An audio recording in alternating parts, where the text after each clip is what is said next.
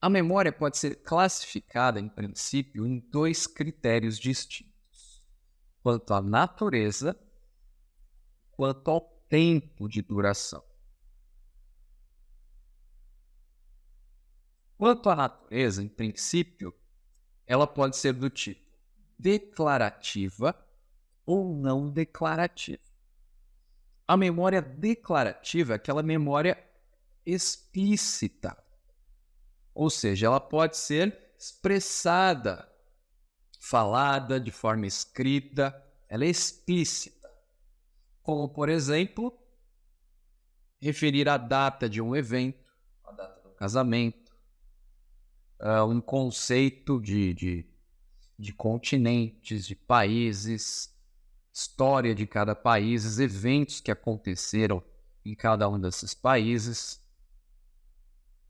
A memória declarativa está relacionada diretamente com a formação hipocampal, com o tálamo, mais precisamente o núcleo anterior, e a parte cortical do circuito de Papez, ou seja, giro do símbolo e para hipocampal.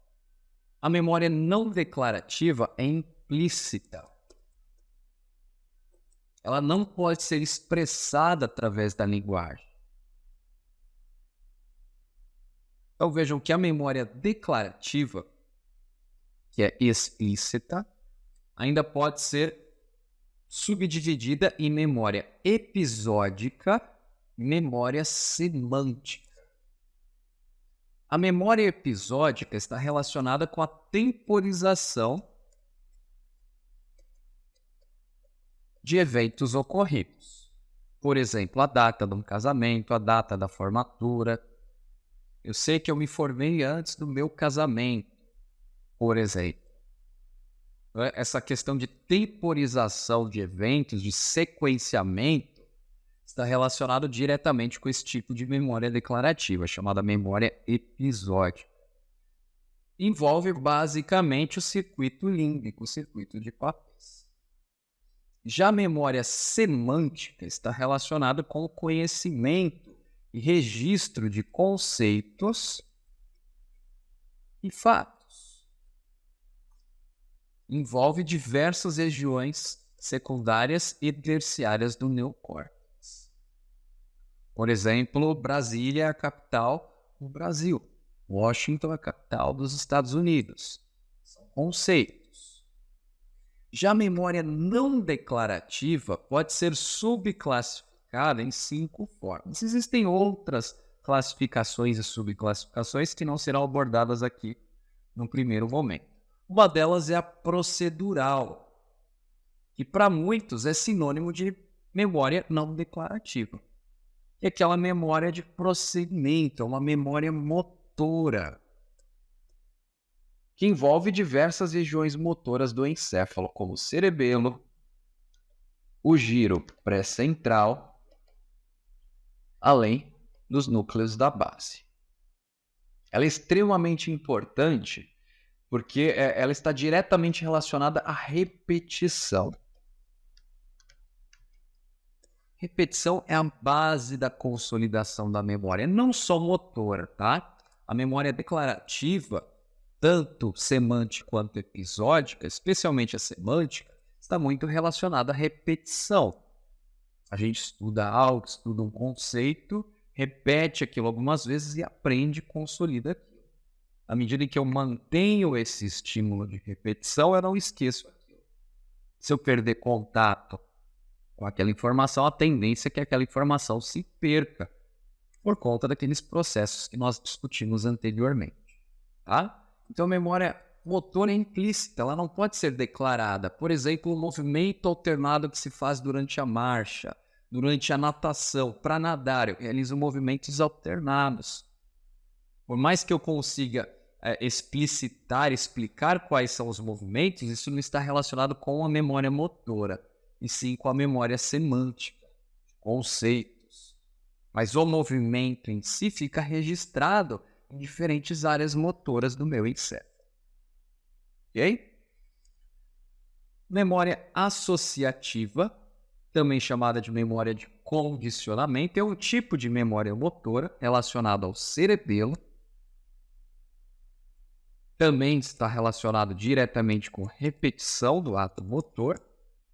Aqueles atos motores mais banais, que a gente executa com bastante frequência, eles acabam sendo automatizados pelo cerebelo. A gente acaba não planejando ou programando isso com o córtex. Por exemplo, o ato de andar, o ato de dirigir.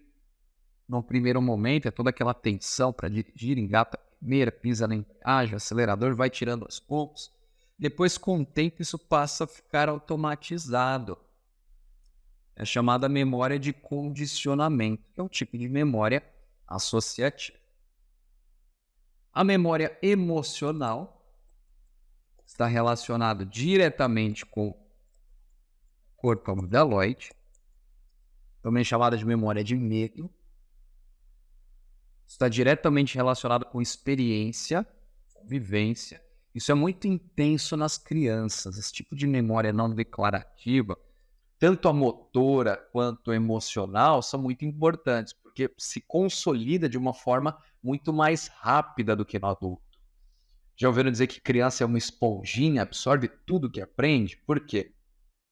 Porque a plasticidade neuronal de uma criança é muito grande, muito maior que a de um adulto. Tá? A memória não associativa é um outro tipo. A memória não associativa está relacionada à dessensibilização ou habituação e sensibilização de estímulos sensoriais. Então, estruturalmente, está relacionada à medula espinal. Não só a medula espinal, a região olfatória também. Vou dar um exemplo de dessensibilização ou habituação. Acomodação olfatória. A gente sente um determinado cheiro, bom ou ruim, principalmente com cheiro bom, isso acontece com mais facilidade. Um perfume, por exemplo, eu uso um determinado perfume X. Perfume X. Eu uso esse perfume todos os dias, adoro esse perfume. Depois de um certo tempo, eu passo a não sentir mais esse cheiro com a mesma intensidade. Então, eu preciso aumentar a quantidade de perfume para eu sentir esse cheiro. Até que chega um determinado momento que eu já não sinto mais. Eu sinto na hora de passar, depois é como se eu não estivesse usando perfume. Isso acontece com a memória olfatória, um tipo de habituação. Ou a sensibilização a determinados estímulos. É o contrário, principalmente com o estímulo tátil. Isso acontece muito com áreas erógenas do corpo. A gente aumenta a sensibilidade de algumas regiões. E um outro tipo é chamada memória priming, ou memória de preparação. Preparação. Que conceitos e fatos estão relacionados às áreas terciárias, bem como a memória de preparação. Aqui a seta puxa para cá. É importante o circuito límbico, o processo de aprendizado dessas informações, mas a consolidação e armazenamento acontece aqui também. Bem como a memória de preparação. Essa memória de preparação está relacionada a alguns conceitos que são importantes para se reconhecer uma outra questão ou outro conceito. Por exemplo, imagens, palavras, cores, estímulos para reconhecer uma outra palavra ou frase. É como se fosse um conceito básico que serve como referência para a gente entender alguma outra coisa ou evocar alguma outra informação. Por isso ela é chamada de memória de preparação. Uma memória também, de certa forma, associativa. Eu posso associar, por exemplo, verde a grama, o vermelho a maçã, de forma implícita. É chamada memória priming ou memória de preparação. Então, aqui os tipos de memória não declarativa. A memória remota, muitas vezes, ela é um tipo de memória de preparação. Memória priming. Ok? Então, o que essas categorias de memória não declarativa têm em comum? Elas são implícitas. Os principais componentes encefálicos relacionados com a memória declarativa são corpo mamilar do hipotálamo, núcleo anterior do tálamo, o trato mamilotalâmico, que é a comunicação ou projeção do corpo mamilar para o núcleo anterior do tálamo, a formação hipocampal, constituída pelo hipocampo, subículo, giro denteado e córtex entorrinal, isso é abordado numa outra aula.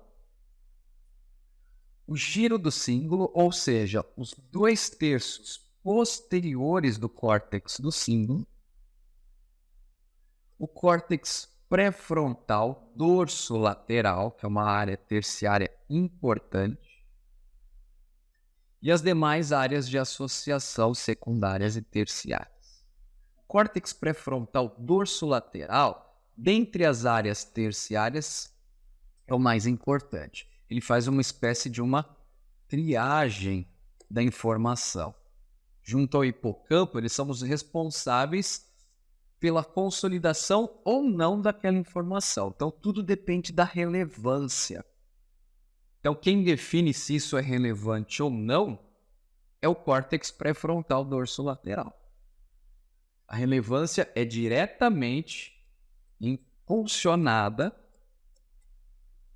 e influenciada pelas emoções. Emoções estão diretamente relacionadas ao corpo amidaloide e formação hipocampal.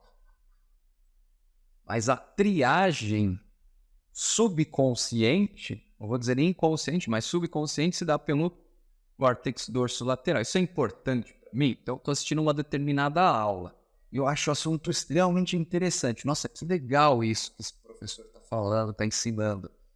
Se o aluno se interessa pelo conteúdo, a chance dele consolidar aquela informação é maior do que uma aula chata. Nossa, que negócio chato, para que eu preciso aprender isso? Não vou usar isso nunca. Então isso acaba sendo irrelevante para aquele indivíduo naquele momento. Quem faz essa triagem, quem define o que é relevante ou não, é o córtex dorsolateral. Ok?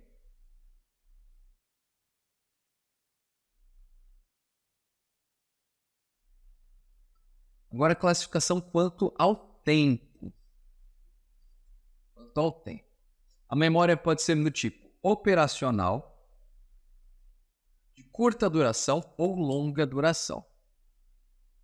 A memória operacional é aquela que dura segundos, em alguns casos, poucos minutos. Ela é importante, por exemplo, para sequenciar um raciocínio lógico, compreender e responder algumas perguntas, questões, interligar frases e orações. Aquela memória de curtíssima duração, que eu preciso para fazer uma associação e uma interpretação entre os conceitos e ajustar tudo isso. Ela está relacionada à organização dos circuitos pré-frontais.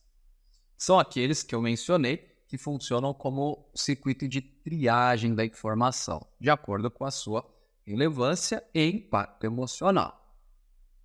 A memória de curta duração dura em torno de 6 horas. E o que vai definir se ela vai se tornar uma informação, uma memória de longa duração ou ser descartada é o impacto emocional, relevância e a repetição. A repetição é a base do aprendizado, a base da memorização. Então, a partir daí, ela é conceituada como memória de longa duração, que posteriormente vira muitas vezes uma memória remota. A memória de longa duração é aquela que fica armazenada em diferentes áreas de associação do córtex cerebral, de acordo com a natureza, com o tipo. Com exceção da memória de lugar que fica guardada na formação hipocampal, ela está relacionada a diferentes áreas do neocórtex. E ela é consolidada quando a memória de curta duração é extinta. A memória de curta duração está relacionada diretamente ao córtex pré-frontal dorsolateral também. Ok? Então, para a gente entender como acontece o aprendizado, a construção da informação do ponto de vista neurofuncional, existe uma sequência em cadeia. É importante que essas informações estejam associadas a áreas íntegras e que cada ponto esteja ativo. É aí que entra, por exemplo, a importância da formação reticular, a manutenção da atenção, vigília. A gente não aprende nada com sono, por exemplo. O estado de alerta, de vigília, de atenção está diretamente relacionado à formação reticular. Então tem um determinado estímulo. Informação, por exemplo, é passada por estímulo visual ou auditivo. Então aquele estímulo será registrado. Irá despertar ou não a minha atenção. Se despertar a minha atenção, prosseguimos com a sequência de eventos. Se não, para por aqui. Se eu não der atenção àquilo, se aquilo para mim for irrelevante, eu vou ignorar. E muitas vezes, se você perguntar para a pessoa aquilo, depois de segundos, ela não vai saber responder. Mas eu acabei de te falar onde está tal coisa, mas eu não prestei atenção, eu não dei importância para aquilo. Por isso que aquilo não ficou registrado, nem como memória de curta duração. Se a atenção for dada, a devida atenção, a memória de curta duração se forma. A consolidação desse processo e a recuperação em caso de uma informação recidiva ou de uma repetição está diretamente relacionado à formação hipocampal. Os 4 componentes da formação hipocampal. Então, muitas vezes a gente viu uma determinada coisa, um determinado fato, conceito, mas se esqueceu. E aí, à medida em que esse estímulo se repete, por exemplo, uma leitura, ou ouvindo esse conceito mais uma vez, ouvindo essa informação, seja lá qual for, realizando aquele movimento, aquilo é recuperado. Aquela informação é evocada, também está relacionada à formação hipocampal. Então, quanto maior a repetição, maior a chance dessa memória de curta duração se tornar uma memória de longa duração e uma memória remota.